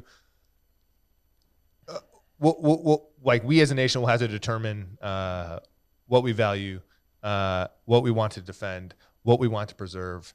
And this profession is an honorable one. The warrior profession is noble. At times it's been used for ignoble means. At times it's been used for things that we may view as wasteful or unnecessary. The application of where you put your Marines and soldiers and sailors and airmen, those decisions aren't made by the services. They're made by our civilian leadership. And so, don't conflate what wars we fought with the services themselves. Like you have to, the American people send the Marines. We're an expeditionary force in readiness. We're America's 911 force. So when you need us, we're ready to go. But we don't determine what that battle is or what that location is. And so I think a little bit like the military's been viewed upon unfavorably because of some of the wars it's been involved in. It's important to know, like, we just show up at a time and place that we're of our appointed duty. That's right. Yeah. And then we go there and we fight and win our battles tactically, but wars are won strategically, and the strategy comes from our civilian leadership generally. The overall kind of some of that strategy, and all I can tell you is that within the Marine Infantry, which is where I'm at right now, it is still an awesome place to be. It's still rowdy. It's still it's full of adventure, full of risk. If I was an 18-year-old, I think, and I wanted to go see the world and find out what I was made of, I think there are definitely still some viable paths within the military. But we will have to have I've read Kylie and the American Mind, and we have to reconcile some things as a nation to determine who we want to be and what we value. To me, it starts with, and I'm not the only one to say this, thankfully, but to me, it starts with personal excellence, bettering yourself, then bettering your kids, bettering your spouse. That ultimately bleeds out to the community. So I'm curious for you, how are you bettering yourself outside of the military, outside of your job? What are you doing to encourage others around you through your own personal excellence? Yeah, you lead yourself first, like you said. And if you can't lead yourself, then you're not. No one else should be following you if you can't lead yourself. And I'll tell you, it's so easy and tempting to point to others and say, "Oh, look at what this person's got." It's like, and it's just like, bro, put the stone down, and take a look in the mirror. And so, leading myself is the hardest person to lead, because like I'm naturally able to influence and inspire and persuade people to do things, I think, through some, but the self-discipline that it takes to lead myself every day, that's to have the moral courage to do the right thing when no one's looking, to not take little cut corners that only I would know about, right? Or and so like it's that moral courage and discipline to take the hard way, and to do the hard thing, because the hard thing is almost always the right thing. That's my leadership challenge is leading myself. And how am I trying to better myself every day? It's through habits of discipline, habits of action. And those habits start first and foremost with spiritual disciplines. And so it's my prayer and it's my reading the Bible. You know, that's like first and foremost, it's my spiritual discipline is the most important way that I can better myself any given day. Because what comes from that has eternal consequences. That's the only thing that I'll do that has eternal consequences and eternal implications. Everything else here is just for a moment, just for a time, just for a season. The spiritual betterment has eternal consequences. And then, you know, physically, my job is physical. It requires me to be physically fit. And so like, so it's mentally, spiritually, and physically. And so then intellectually, like, what am I doing to, and so, yeah, you're either getting better every day or you're not. And it's gotta be mind, body, and spirit. And so I try to take a holistic approach to those things. Yeah. I love that you brought up the spiritual side of it. We went through a book, Wisdom Pyramid, and just in society today, right, we're under this impression that you create your own truths, right? And I feel like that is just when you're as a human, as an individual who's flawed and all this, and you're trying to go create your own. Huh? You struck a nerve. He's shaking his head. trying to create your own truths, like that is the most confusing, misleading direction. Like what you believe is the truth. What you like, no, there are fundamental foundational truths, and that leads back to character. That leads back to honor. That leads back to nobility, where I think 25, 30 years ago, right, those words were really, really powerful. I feel like today, those words, honor, power, or not power, honor, courage, character, nobility, like those, they've lost their luster, right? Because when I grew up, that's what I wanted to be. I wanted to be honorable. I wanted to be noble. I wanted to be all these things. But now, because we're like, oh, well, find your own truth. That's the most important thing, is who you are and who you want to be, and pursue that. No. And that's where, when there's foundational truths, you understand duty. You understand, and you talk about eternal consequences. Look, if I am, and again, I'm not forcing anything on anybody, that's for you to find out, but I know for me is when you understand the number one truth, that there is a God, and he sent his son to die for our sins so that we may join him someday. When we know that, it is a whole lot easier and freeing to understand the duty component of it, because this life, you talk about this one shot, it is temporary, it is short, and that is not it. And so if you're facing hard times, you're facing all these things, it's freeing, and it provides endurance. It provides motivation to push through those duty periods, those sacrifice periods, those challenging periods, those seasons that are just hard, because it's temporary. And what are you doing, and what truths are you following and pursuing and learning that ultimately lead to eternal, like the eternal consequence that you want? But anyway, so I want to kick it back on, just because that goes to the recruitment side of it as well. Like listen, I was created, or I was called to do something like this. Like, it's not about me. It's about something so much bigger than that. Yeah. I mean, if every truth is equally valid, then there is no truth. There has to be objective truth for there to be any truth. There has to be a way. And so if there isn't an objective truth or a way, then we're all just immediately going to be able to trump, supersede, deny, and so this idea that like you do you, or that your truth is like your individual truth is like what's supreme or has primacy. It all ties in, and we can see how it pervades culture with this idea of like how self-care has become like self-worship almost. It's become and like self-care is almost always tied into like eat the thing, don't exercise, be like, that's like, these are like, like, no, self-care is getting up, getting moving. Like self-care is not a daiquiri at the beach. Self-care is doing things that make you better morally, mentally, and physically. And so we keep using this idea that your truth is the umbrella, and that I have to actually pretend.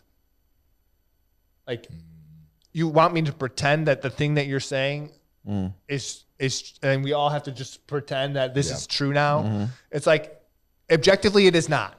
Like, objectively, it's not. And I'm going to choose not to pretend with you right now, because I'm here in reality where there are some objective and fundamental truths. And the thing that you're saying is clearly silly. And like, you could tell me that there are unicorns. Like, my daughter all the time wants to know, where are the unicorns? Like, she's so pissed that like I haven't been able to produce a unicorn yet. What's like, wrong with you, Dad? it's like, Buddy, and I can't call her Buddy now. I have to call her Princess. Princess, like, sorry, like, I can't do it.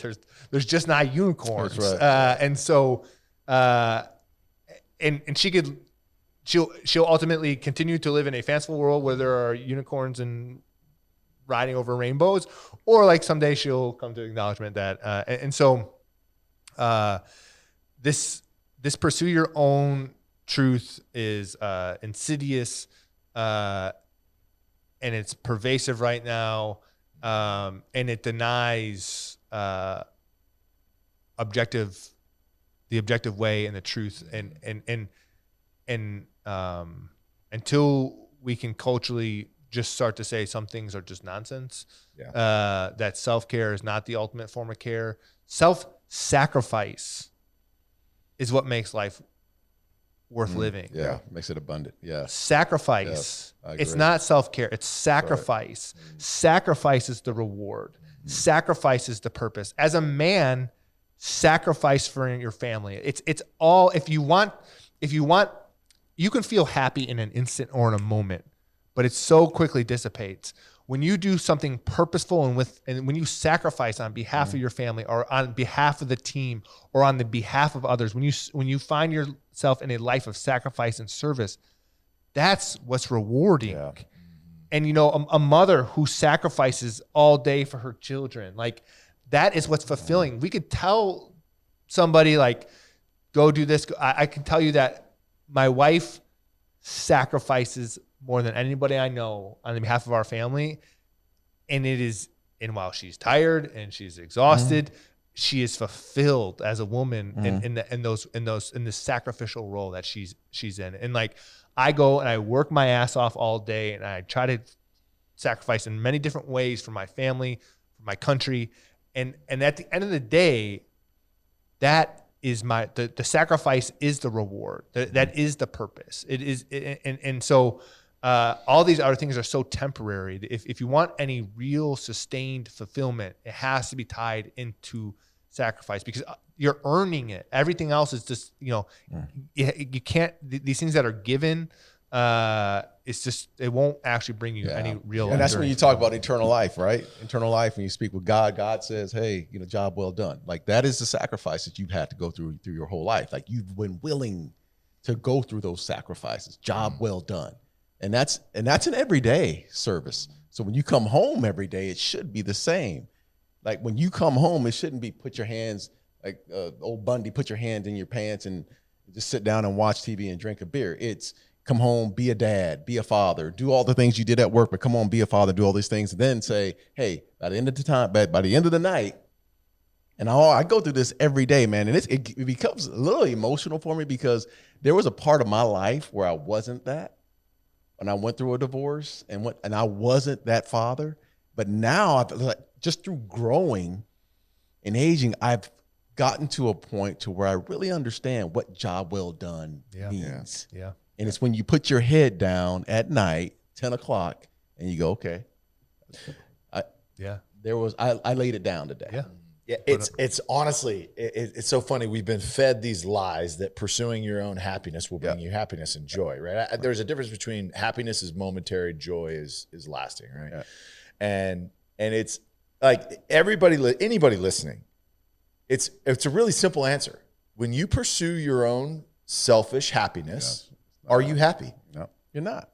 No, and anybody hearing that, and if you are honest with yourself when you're pursuing your own selfish desires and your own truths, are you happy? I mean, you look at the statistics. No, not even close. Right. All-time high depression, all-time high anxiety, all-time high suicide, all of the things that are not, but we've been fed this lie. And the people that are teaching this, ask them, are you happy? And I guarantee you, if they're actually honest with themselves and with others, the answer is no. So it's like you said, there are foundational, objective truths that are out there that have been proven over time. And that's the other thing too, is we just totally dismiss history, right? We dismiss learning from our ancestors, learning from those before us that led great nations, because we don't want to look back, and because we don't want to do that, because we're only pursuing our own things. Now, I'll say this: we inherently as humans, because we are sinners, because we are flawed, because the devil's out there, the trickster is trying to teach us those things, right? Like, I think we naturally do tend to do that. Naturally, we do tend to like, oh man, I got to go do yard work today. Nah, I'd rather just sit and watch TV or play video games. Like, naturally, that's what we want to do. But when you go to bed at night, like you said, when you put your head on the pillow, are you actually happy having put off a sacrifice and done something for yourself? How do you actually feel at the end of that day? Yeah. Again, we're just so confused. Yeah, I mean, that leads us to what you're doing now and what the future looks like. You know, what does that look like for you? Continued service, obviously fatherhood and being a husband. What do the next little bit look like for you? Yeah, I'll always serve and find ways to sacrifice. And again, I think that starts first at home, and then my community in my church, right? And so, so often we get caught up in everything that's happening in the world, and it's like, what are you doing to lead in your home? What are you doing to lead yourself? What are you doing to lead in your church? What are you doing to lead in your immediate community? So before you go save the world, save yourself, save your family, save your church, save your community. And when you got all those things well in hand, go ahead, go save the world. Right? Good luck getting all those in hand, by the way.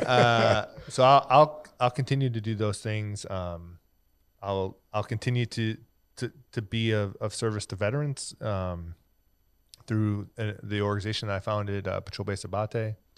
So I hope to continue to do that. Say that again. Say that. What's the name of the I founded an organization, Patrol Base Abate, named after Sergeant Matt Abate, who was a sniper with me on my first deployment. He was killed in action on December 2nd.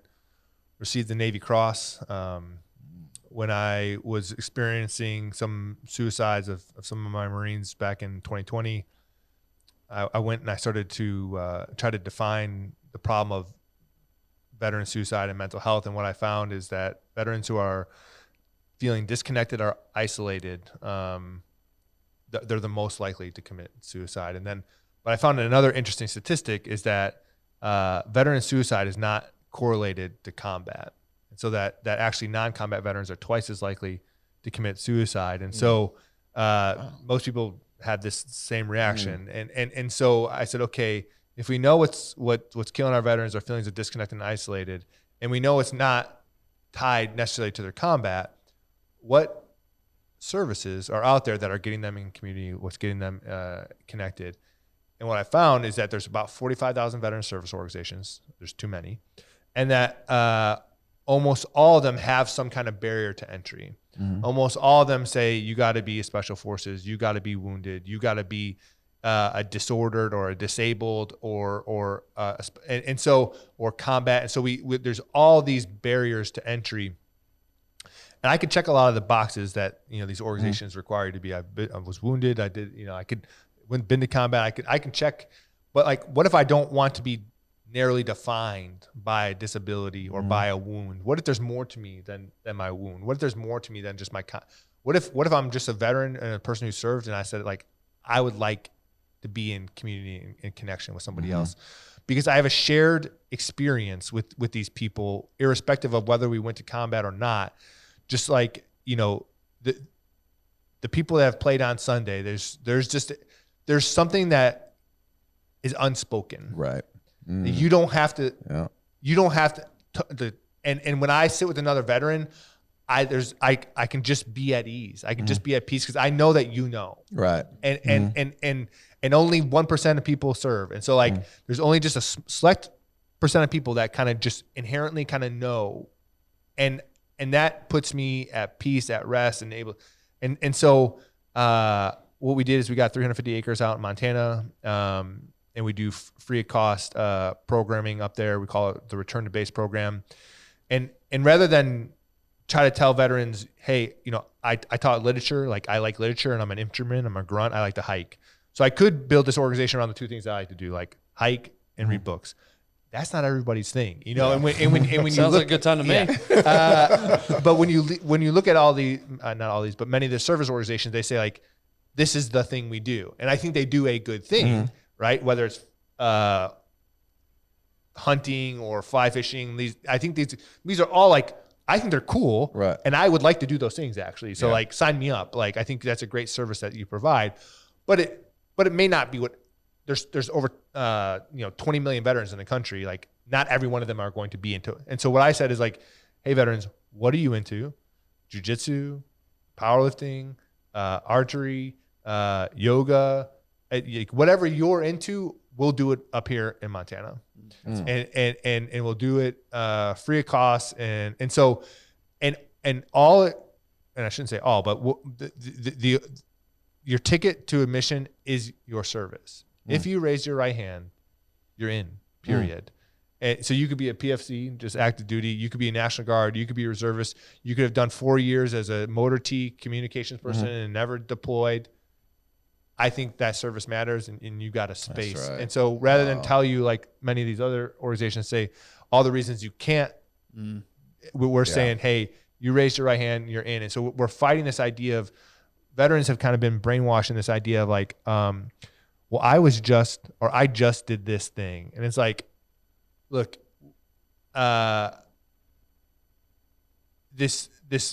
we've created this pyramid where we say service only means you went to Iraq. Service only means you went to Afghanistan. And like, that's not true. And I think all service matters.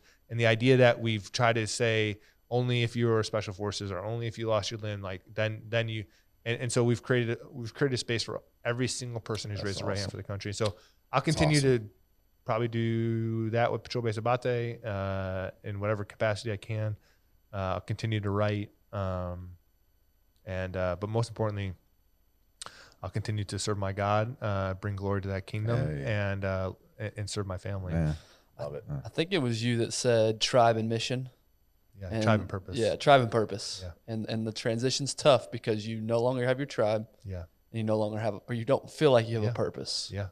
And I think that you put that in great perspective for me. Again, not to the same level, but as former athletes, we deal with this. Yeah. At some point, everybody takes off the uniform. At some point, like, you're gonna take off the short pad. At some point, and it's gonna be your last day on the field. And when you've been doing that thing forever, it's like, I don't even know how to be something that isn't that thing. Like, and so the military indoctrinates you to the point that when you're at boot camp, the whole idea is like to break you down, to strip you of civilian and build you up as some. So you're not allowed to refer to yourself as I. You have to say this recruit. You have to talk about yourself in the third person, like you, and because we are building you into something that isn't who you were. And so we've inculcated this and indoctrinated you into this culture. And then at the end of it, we say, like, here's a piece of paper.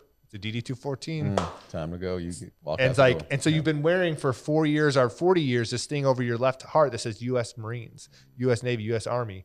But now someone hands me a piece of paper, and I was Sergeant so and so, or I was, and now I'm just Tom, just Bill, and so there's no indoctrination back into, and so when you've been doing something for so long, and the thing is, like, the people you were doing this thing with all were willing to die for one another, all were willing to go to battle with one another. And so now I'm going into this individualistic society who places the needs of myself over, where I was in this, like, people steal these like military terms like squad goals, or they steal like this idea from gangs, like girl gang, like gang, like, why do they use these tribal terms, squad, gang, and because people are inherently tribal, and we don't need like a lot of buddies. But we need somebody to share that, right? And so when you have this inexplicable bond based on a hard to communicate experience, so when you're part of a team that forms a very unique bond because you've had a very unique experience that not many other people have had, I think. So we build you into this tribe, into the squad. We give you a purpose. Every mission has a purpose statement. So the military runs on missions, right? You do this mission, you do this mission.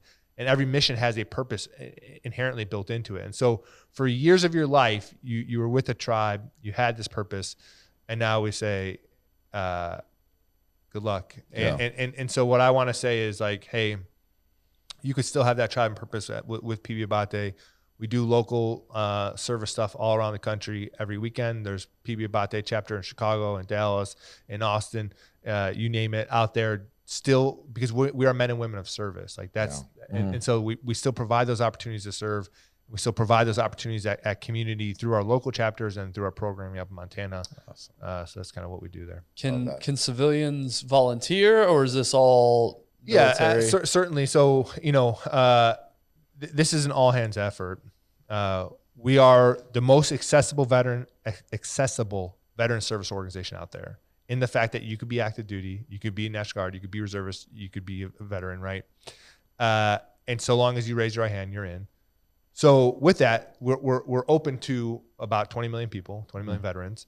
We are the fastest growing veteran service organization. And so it's an all hands on deck effort. And so we need your support. And so people will reach out to me and be like, well, I don't have any money, and I'm like, but how can I help? And I'm like, can you swing a hammer? Do you know how to code? Do you know how to do marketing? Do you know how to do accounting? Like there's a sandbag for you to fill. Like, I don't know what your sandbag, I don't know what your individual, maybe whether it's time, talent, or treasure, but I mean, we have a cabin up at where we do our programs, and like, no kidding, if you could swing a hammer, like, then you can fill a sandbag, if you could tell a buddy, hey, there's a great program, like maybe that's how you just filled your sandbag. So civilians, absolutely, like our treasurer, our finance guy is a buddy of mine from college who went to Booth and does finance. Like that, he fills a sandbag. He walks point for this organization in a really critical way.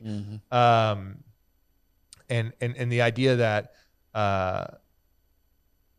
this organization provides both service members and civilians an opportunity to walk point, and why does walking a point matter? And maybe I'll give one last story here, and it's about a man named Arden Benagwa. Arden Benagwa was a combat engineer, and combat engineers in Afghanistan walked out in front of the platoons because there was minefields everywhere, IEDs, improvised explosive devices. And so these combat engineers walked out in front with a metal detector. Like you've seen people on the beach with the metal detector swinging the metal. Okay. The issue is that most of these IEDs, most of these mines were non-metallic. So they didn't actually give a signature. Very rarely you'd be able to hit their battery pack. There was a battery associated with these, but if you didn't, they were a plate. And you step on the plate, and underneath the plate was a charge, and that charge was like a gas can filled with fertilizer, homemade explosives. And like that initiated the blast. And so you could wave the wand right over that, and they would offset the battery, which would keep that kind of current. And so you could step right on that, and you'd get. And so, Kilo Company, the company that I was, Kilo Company First Platoon, we had 13 engineers, and so every day these guys were walking point in these minefields, and 12 of the 13 were amputees or killed in action. Oh. And Art of Managua, 18 years old, was number 12. And so every day, this young man at 18 grabbed his rifle, grabbed his pack, grabbed that metal detector, and walked to the front of the patrol. And never once turned to me and said, "But sir, could someone else take this burden?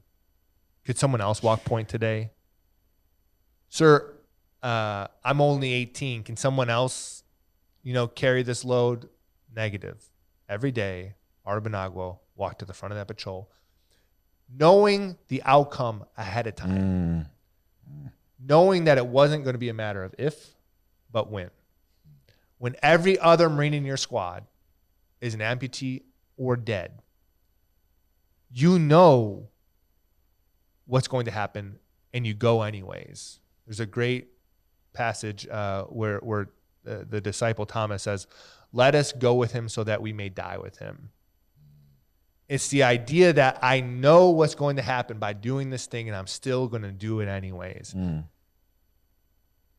how humbling it is for me to have the opportunity to serve and lead men like Art of Managua, who I named my son after, that knowing it would mean their life, they still went. And shortly after turning 19, Art of Managua gave his life in service to his country, and gave it more than anything to protect his friends. And I have a lifelong duty and commitment and responsibility to honor these men that I wear on my wrist, but more importantly, wear on my heart. And so I need to follow this 19-year-old kid's example, Art of Managua, and I need to find where can I walk point. There you go. And that's what I'll continue to find ways to walk point.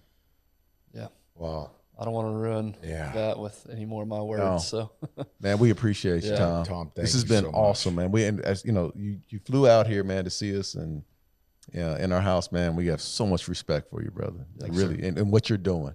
Thanks, we respect you, man. Yeah, and I would encourage those of you listening. You were on Jocko's podcast a little while back. Go back to that episode and listen. A little more in depth on the stories and stuff like that. And your book. I know you don't like to self-promote, but what's your book? Always Faithful. Always Faithful. Always Faithful. And then ways for listeners to contact or your foundation, organization, website, stuff like that. Yeah, so the organization PB Abate is pbabate.org. We're active on Instagram at pbabate, and then I do most of my posting about like leadership, literature, military type stuff on a page called Killzone, KILL.Z0N3. Okay. Awesome, man. Well, we appreciate you. This was awesome. Amazing, man. Yeah, I can't thank you enough. I just hope that this reaches a lot of people. Yeah. Because the words you shared, the stories, the wisdom, man, is invaluable. So thank you so much, man. Thanks for having me. Appreciate you. Thanks, Tom. Thanks, Tom.